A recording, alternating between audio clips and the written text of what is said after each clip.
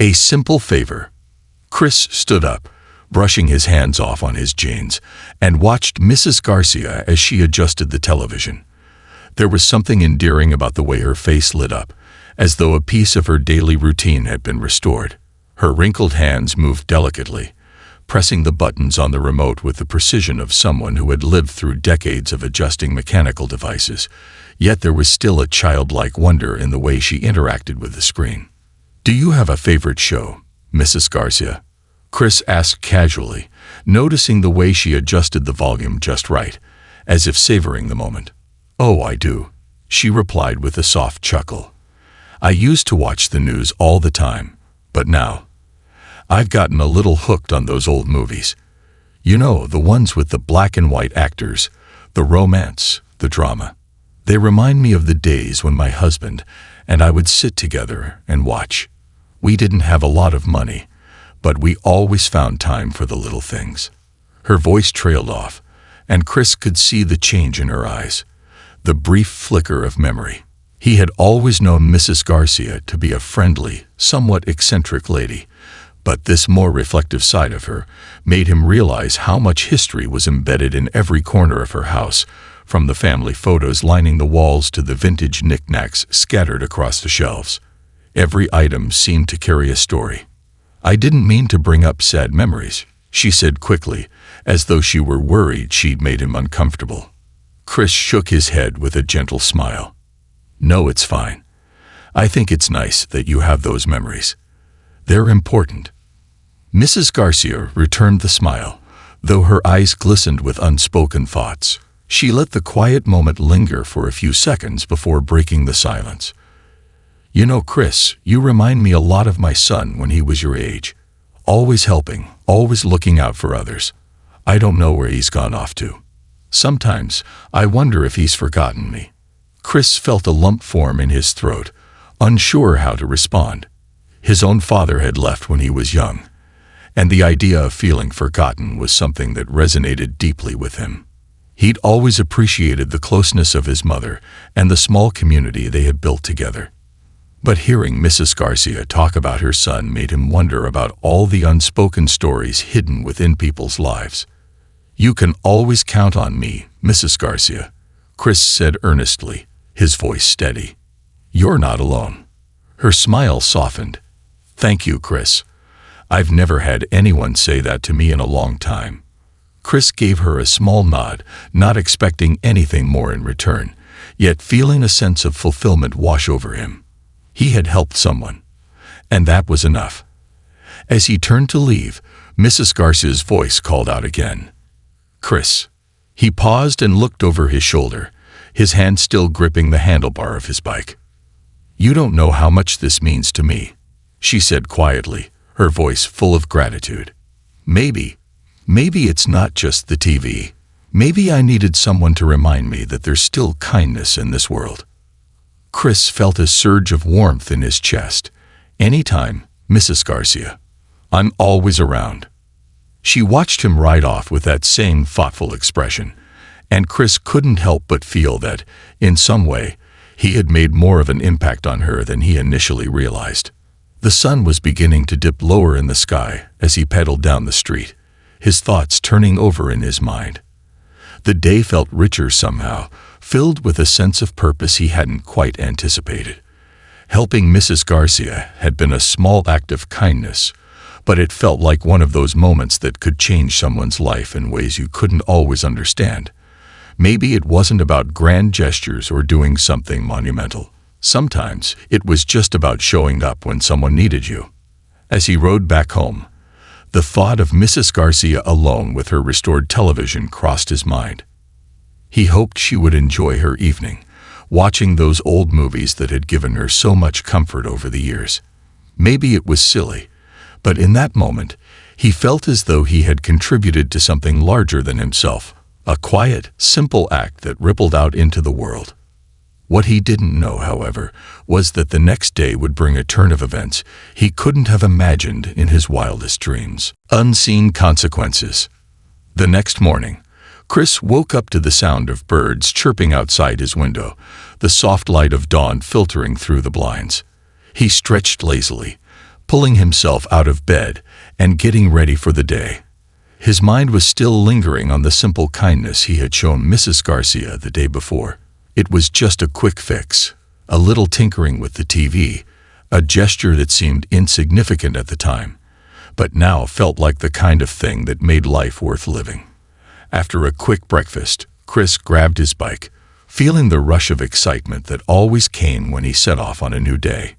He figured he might take another ride around the neighborhood, maybe stop by the local convenience store to grab a snack or visit some of his friends. He hadn't made any firm plans, but the morning air was calling to him, and the prospect of a few hours of freedom was all he needed. As he pedaled down the street, he noticed something odd. A white car was parked at the end of his driveway, unfamiliar and out of place. He slowed down, squinting his eyes to get a better look. The car wasn't one of his neighbors. In fact, it looked more like a police vehicle. It was parked at an angle, almost as if someone had parked it hastily. A sense of unease settled in his stomach. He pushed the thought away and continued pedaling, figuring it was probably just a coincidence. Maybe someone in the neighborhood had called for a ride or a service that involved a police car. But as he rounded the corner and approached his house, Chris's heart skipped a beat when he saw Mrs. Garcia standing by the front door. And beside her, there was a police officer. Chris's mind raced. Why was she here? And why had she brought the police? His stomach churned with confusion and growing anxiety. Had something gone wrong with the TV? Had she misunderstood his help? As he approached, Mrs. Garcia turned to see him, her eyes filled with a strange mixture of concern and uncertainty. She looked different from the previous day. Her posture was more rigid, her expression more guarded. Chris stopped in front of her, his bike almost coming to a halt on its own as his brain tried to process the scene before him. "Good morning, Chris," Mrs. Garcia said, her voice quiet, almost too soft. "I'm afraid we need to talk." Chris's throat felt dry, and he glanced at the officer, whose uniform seemed to weigh down the atmosphere in a way that made everything feel more serious than it should have been. The officer, a middle-aged man with short-cropped hair and a stern face, nodded at Chris but didn't speak. His presence was imposing, and it made Chris's nerves spike. I don't understand," Chris said, his words coming out a little shakier than he intended. "Is everything okay, Mrs. Garcia?" She hesitated for a moment before speaking again, her voice almost apologetic. "I didn't want to involve anyone, but it's complicated now. The officer is here because there's been a misunderstanding. It's about the TV, Chris. I'm afraid you might have done something, well, not entirely above board." The officer stepped forward, his gaze steady and professional. "Chris, I need to ask you a few questions," he said, his tone flat but not unkind. "Can you tell me exactly what happened yesterday with the television?" Chris's mind was spinning. This couldn't be happening. He had just helped an elderly woman with a broken TV. Nothing more, nothing less.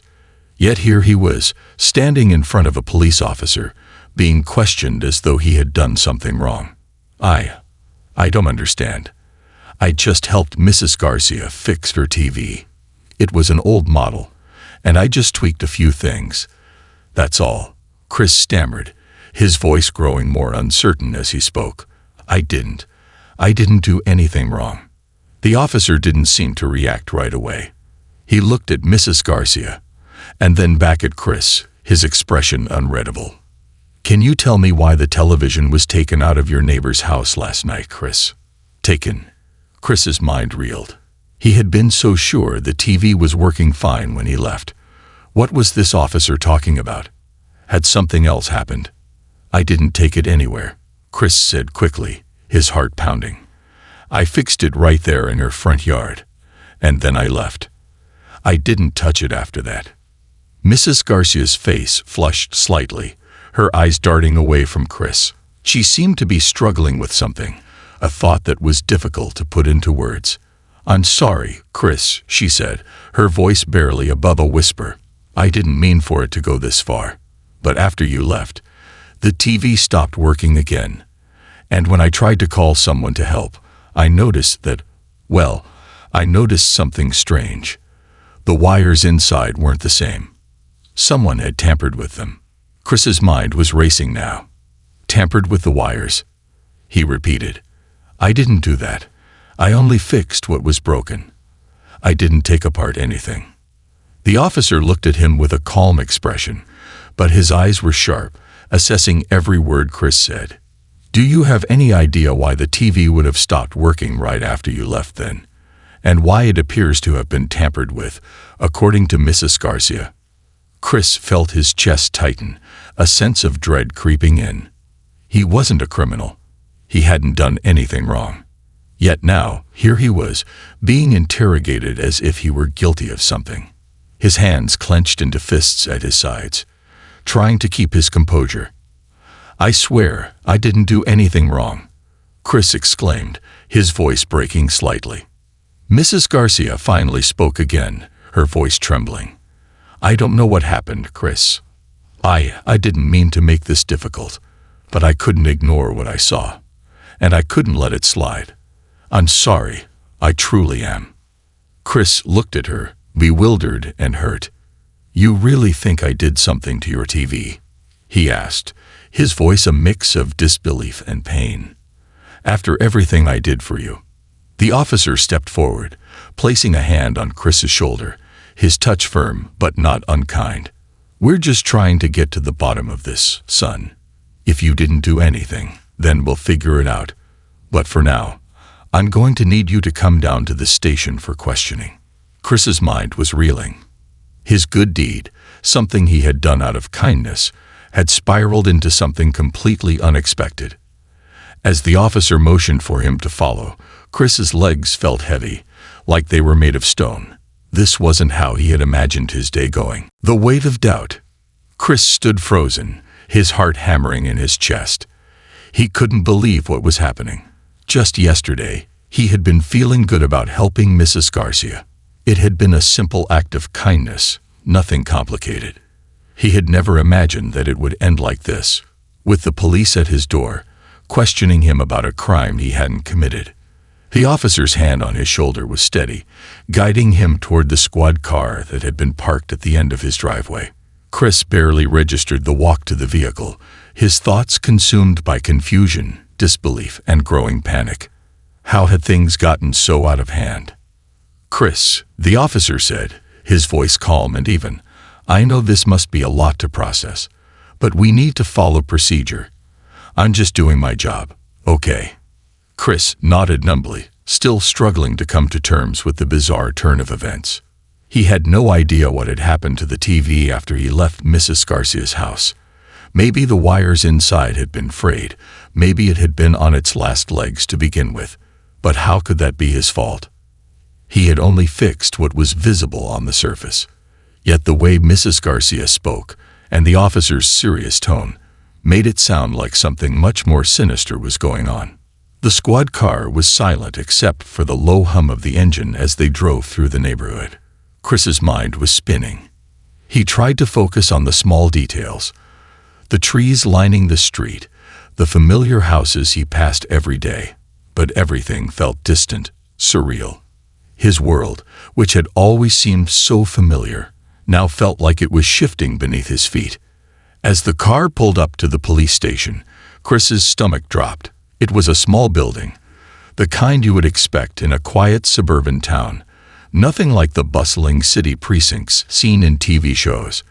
But the idea of being inside it, in a room with police officers who seemed so sure of something he hadn't done, made him feel small, insignificant. The officer didn't say much as he led Chris through the door. The air inside the station was cool, the sterile smell of bleach and paper filing cabinets filling the space. A few officers sat at desks, typing on computers or answering phones. Their faces were impassive, as if they had seen 1,000 cases like this before. Chris, on the other hand, felt like he was in a nightmare. Sit here for a moment, the officer instructed, gesturing to a plain wooden chair in front of a desk. Chris sat, his legs trembling, his mind racing. He didn't know what to think anymore. Should he try to explain? Should he ask for a lawyer? Was this really happening? The officer who had accompanied him to the station went to speak with another officer, leaving Chris alone with his thoughts. He was desperate for an explanation, but the weight of the situation was suffocating. He had always been taught to be honest, to help those in need, to do the right thing. So why did it feel like doing the right thing was leading him into deeper trouble? Minutes passed, each one feeling like an eternity. Chris couldn't sit still, his hands fidgeting nervously in his lap. He glanced around the room, looking for something, anything, to distract himself.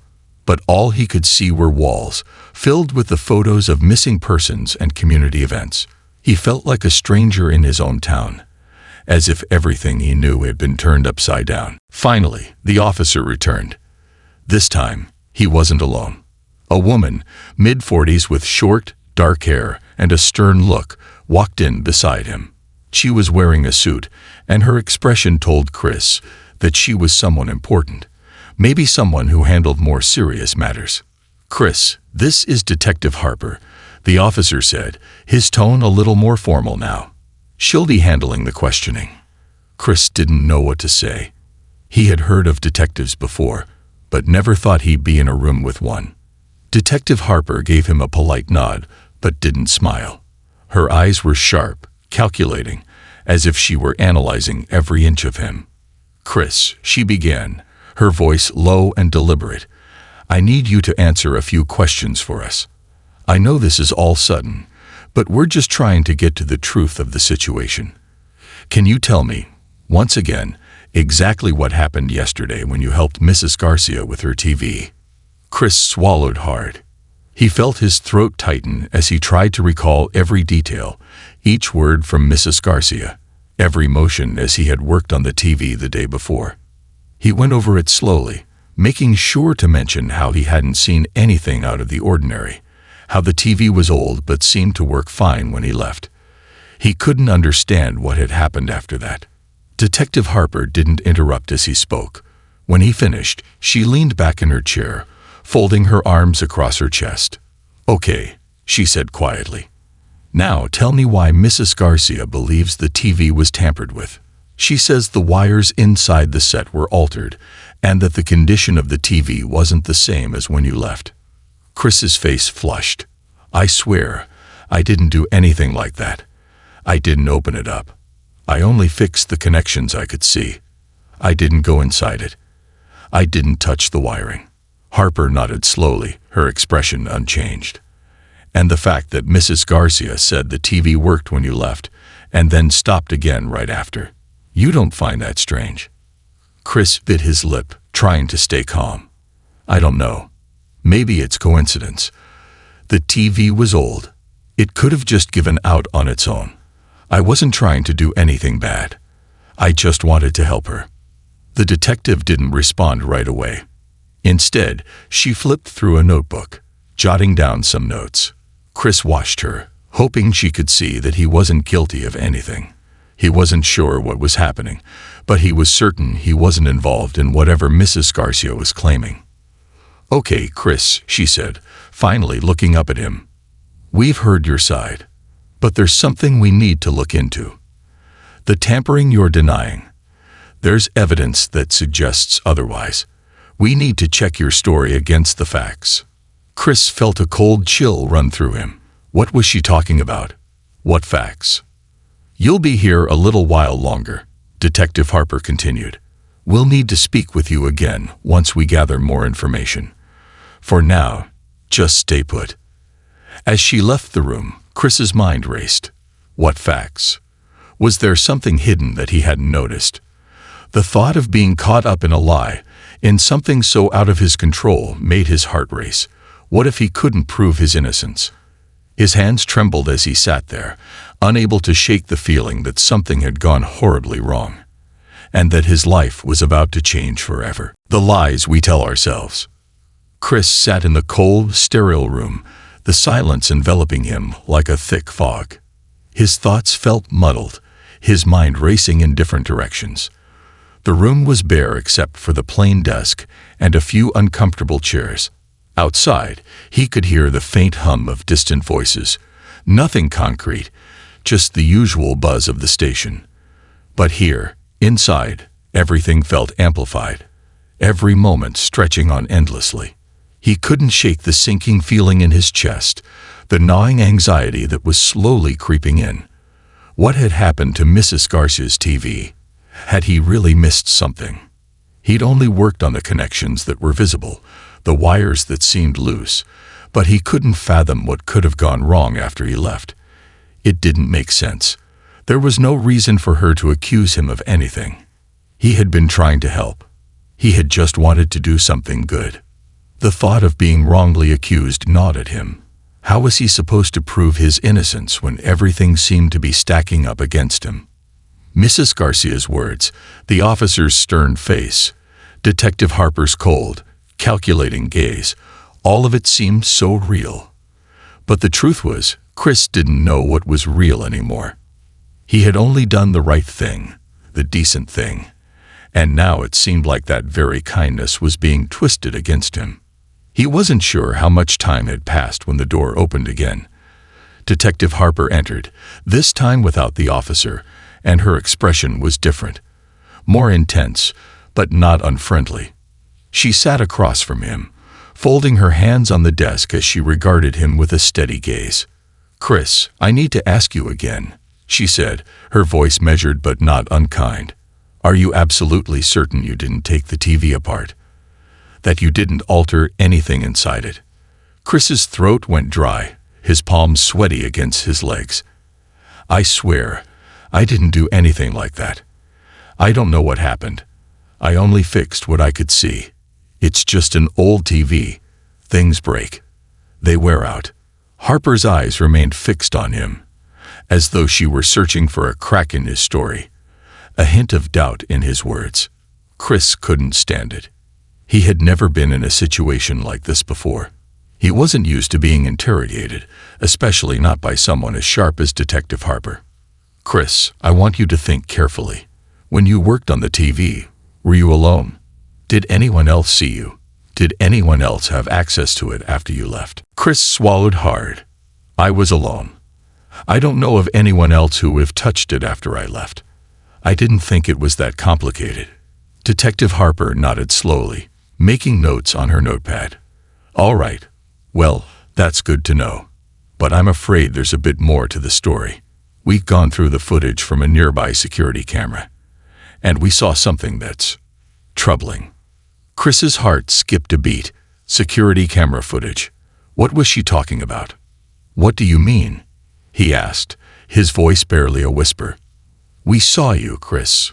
We saw you near the TV. But there's something else in the footage that doesn't add up.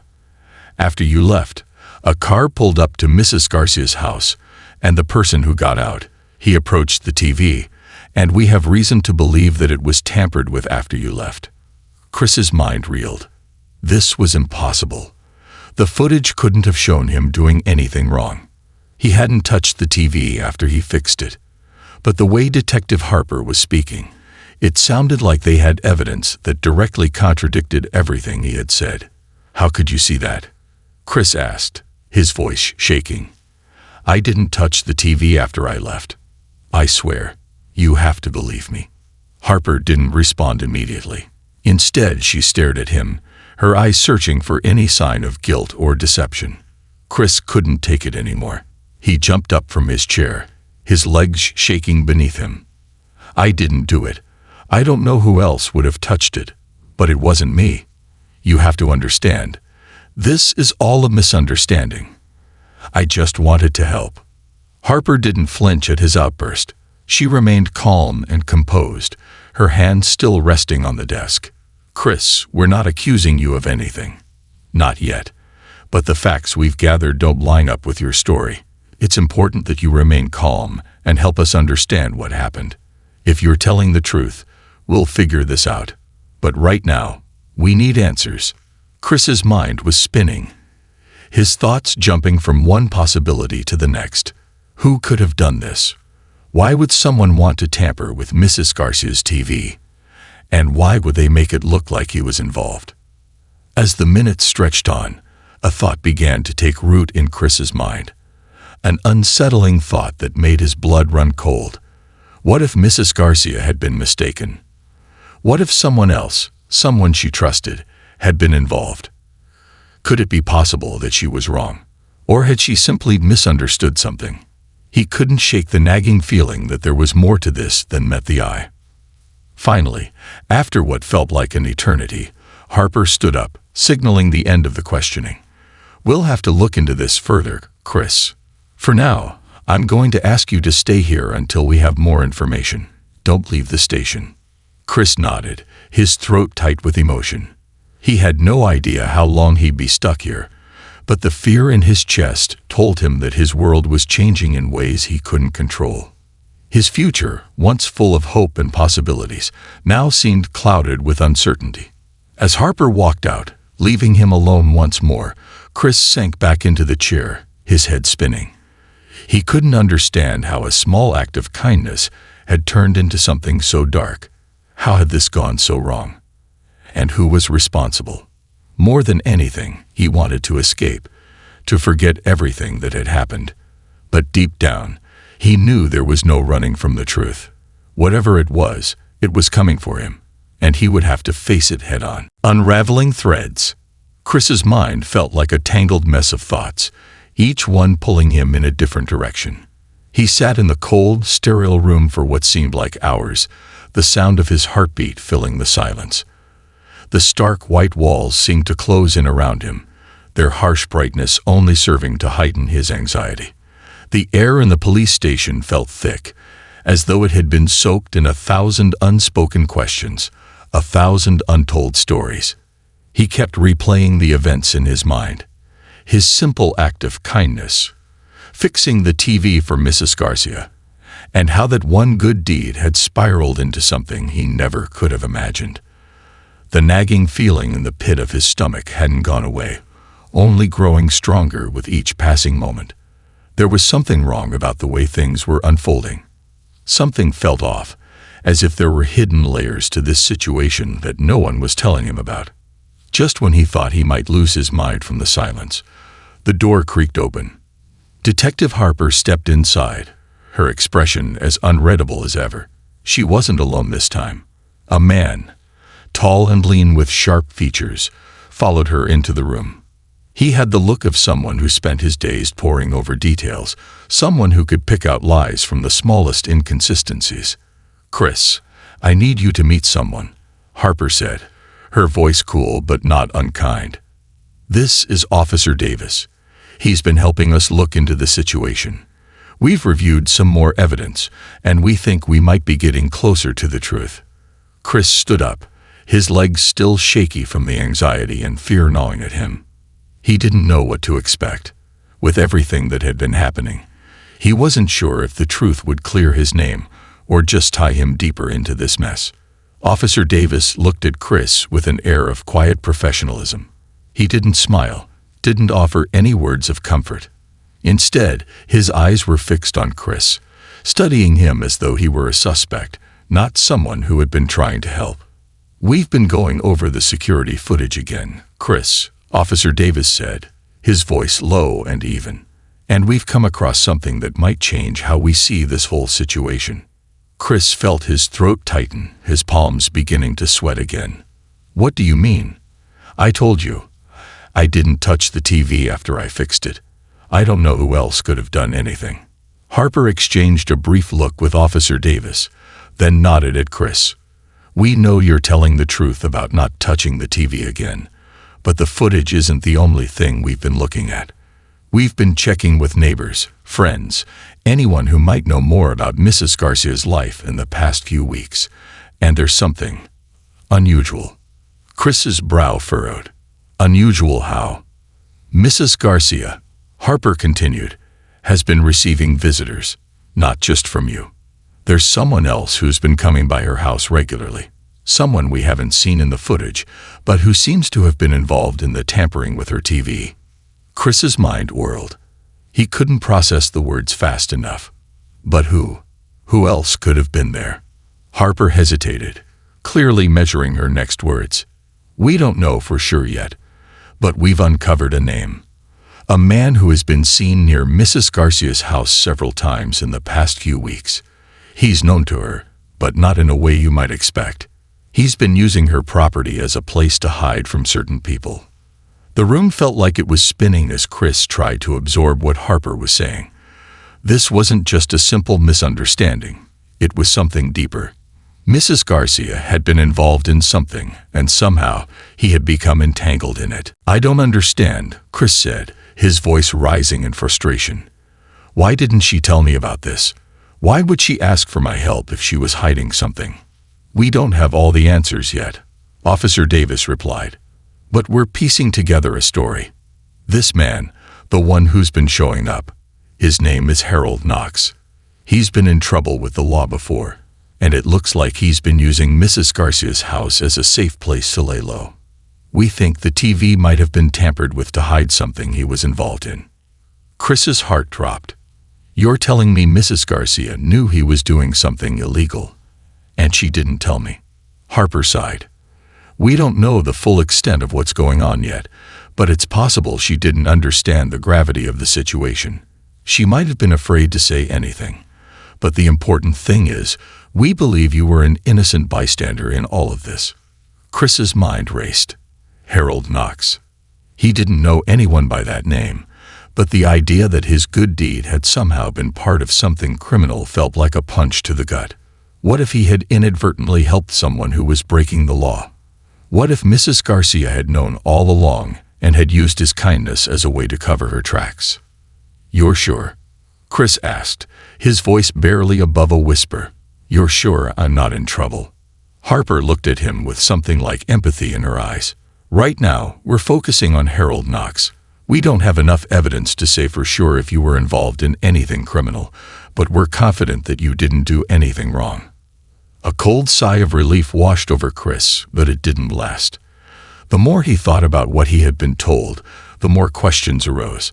If Harold Knox had been using Mrs. Garcia's house as a hideout, what else had he been involved in? Why had Mrs. Garcia asked for Chris's help in the first place? Was it possible that she had been trying to cover something up all along? "I just don't get it," Chris muttered, shaking his head. "Why me? Why did she ask me to fix the TV?" Harper's expression softened a little, though she still looked serious. "Maybe she thought you were the last person anyone would suspect. A good kid, someone who wouldn't ask too many questions, or maybe she genuinely didn't know the danger of getting involved with someone like Harold. We'll figure that part out as we go." Chris's head was spinning. His mind was full of questions, but the answers felt just out of reach. He had thought he was helping someone, doing the good deed. But now it seemed like his actions had led him into a web of secrets, lies, and criminal activity. And what was worse, he had no idea how to get out of it. For the first time, Chris wondered if his life would ever return to normal. Would he ever be able to ride his bike down Maple Street without thinking of what had happened? Would he ever be able to look Mrs. Garcia in the eye again?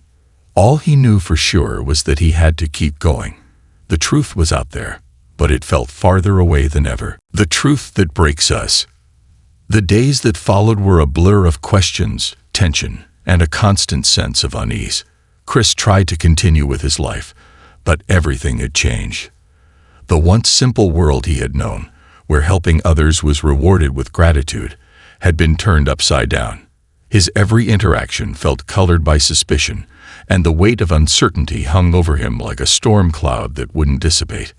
The truth, it seemed, was a slippery thing, and Chris could no longer tell if he was chasing it or being led down a path of lies.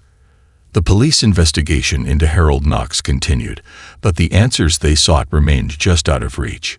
Chris had been cleared of any wrongdoing for the time being, but that didn't stop him from feeling guilty.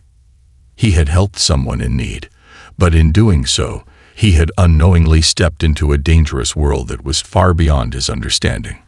The detective's words echoed in his mind. "You were an innocent bystander."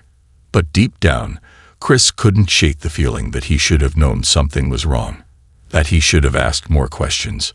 His thoughts kept returning to Mrs. Garcia. She had always been kind to him, always offering a smile and a warm word when he passed by. But now, with the truth starting to surface, he wondered if she had ever been as kind as he thought. Or had there been something darker beneath the surface all along? He couldn't avoid it any longer. He had to talk to her. It was a quiet afternoon when Chris finally decided to confront her. The sun hung low in the sky, casting long shadows across the neighborhood. He didn't have a clear plan in mind, but he knew that he needed answers. His bike seemed to pedal itself down the street as he made his way to Mrs. Garcia's house, each turn of the wheels bringing him closer to the woman who had unknowingly pulled him into a world of mystery. As he approached the small yellow house with its well-tended garden, his stomach twisted with anticipation. He wasn't sure what he was expecting. Maybe an apology, maybe an explanation, but deep down, he feared that whatever he uncovered would change everything. Mrs. Garcia was sitting on her porch when he arrived, a blanket draped over her shoulders, despite the warmth of the afternoon sun. She looked up as he approached, her face softening with recognition, but there was something in her eyes that Chris hadn't seen before, a flicker of something.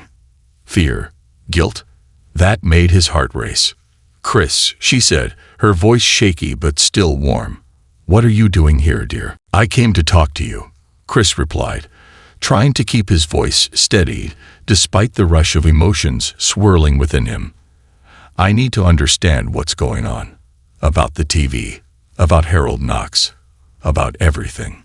Mrs. Garcia's expression faltered, and for a brief moment, Chris thought she might refuse to speak.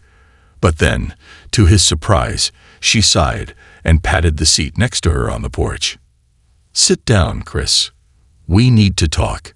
He hesitated for a moment before sitting beside her. The air between them was thick with unspoken words, and for the first time, Chris felt the full weight of the distance that had grown between them in the last few days.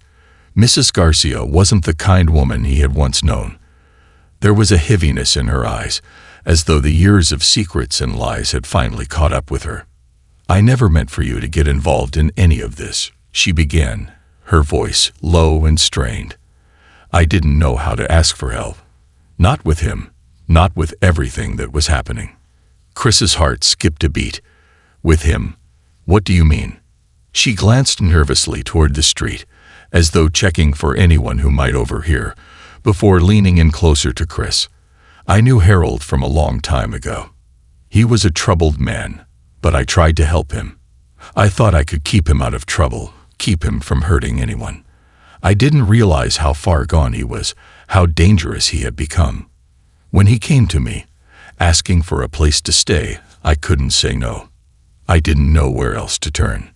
Chris felt a knot form in his throat. "So, he's been hiding out here? In your house?" She nodded, her hands trembling as she clutched the blanket around her shoulders.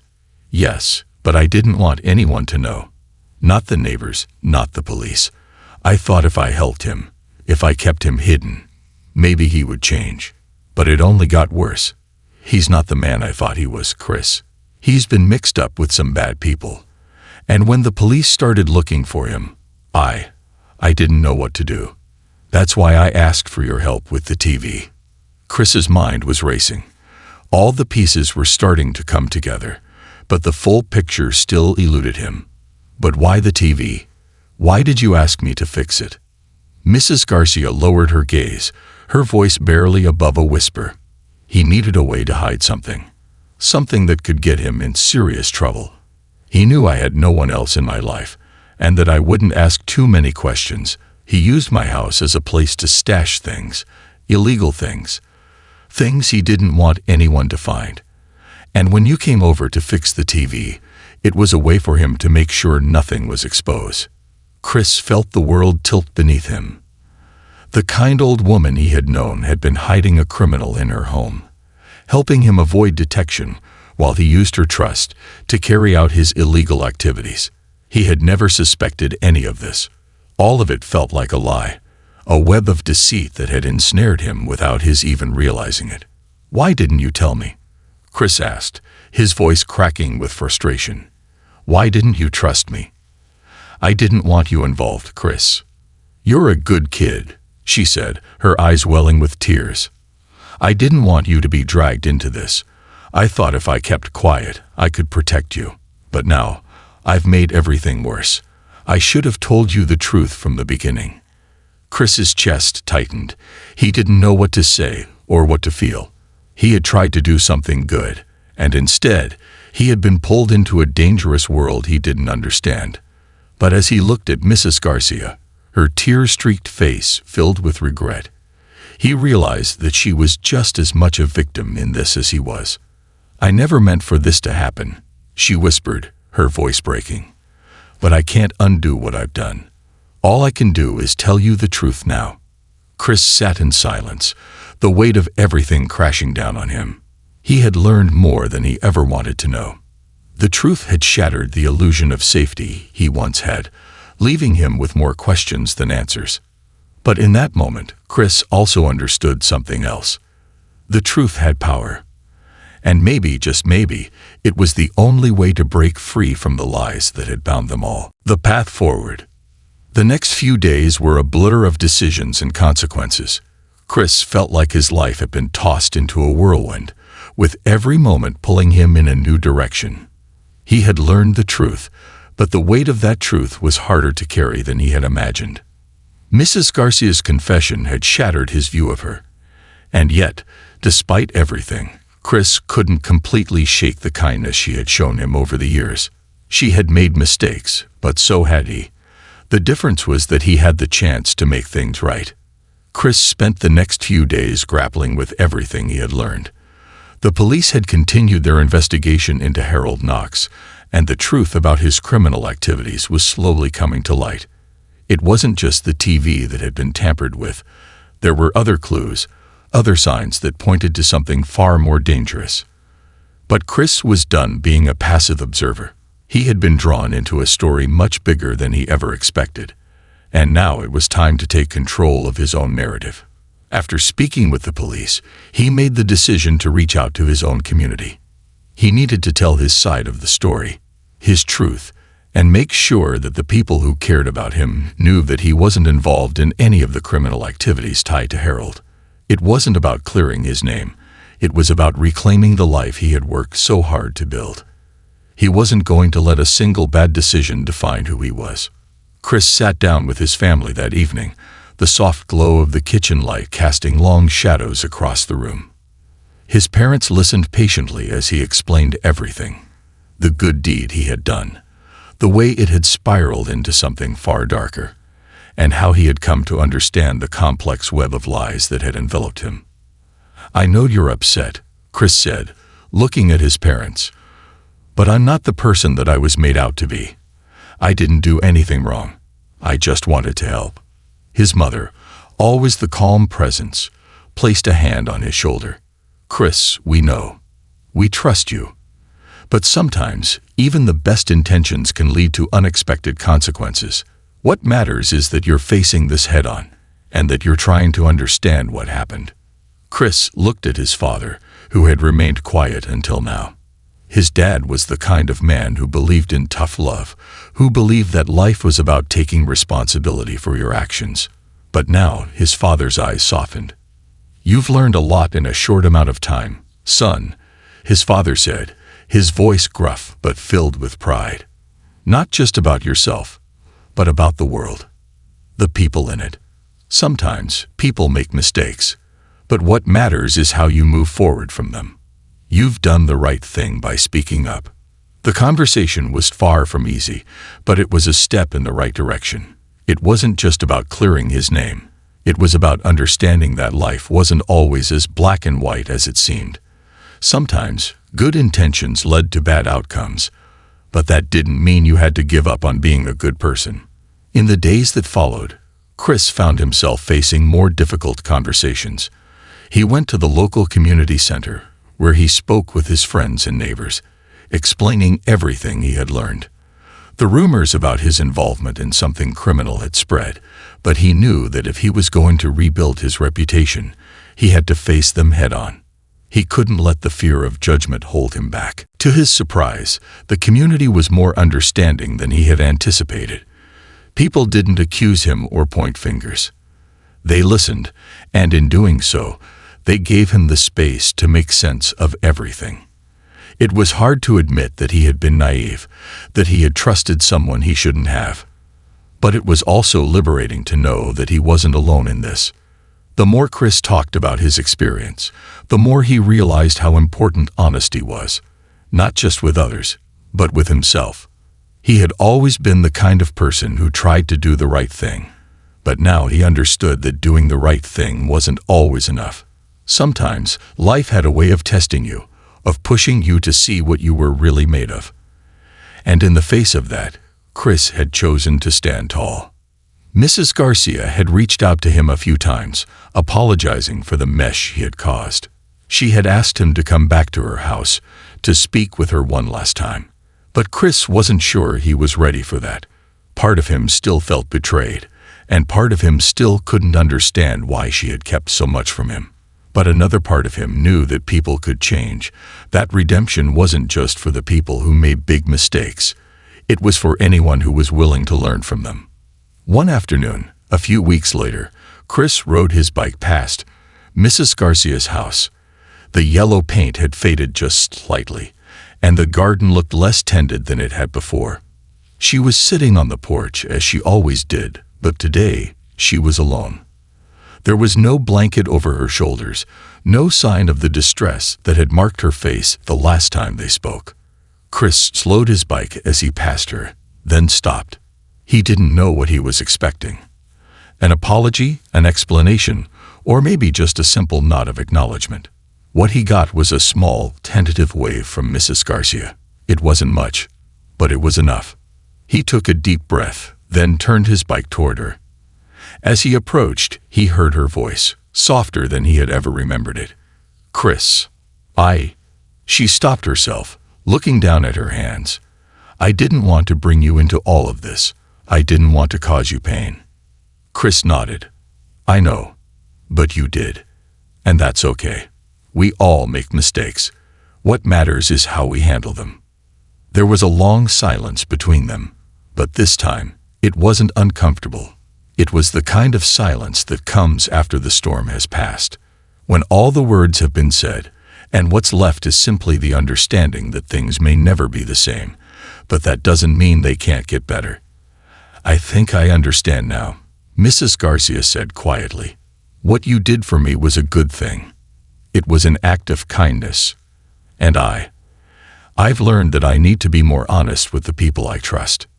Chris smiled, a small but genuine smile. "It's a start."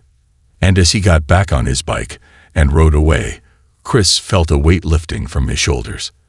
The past was behind him, and the future, though uncertain, was his to shape.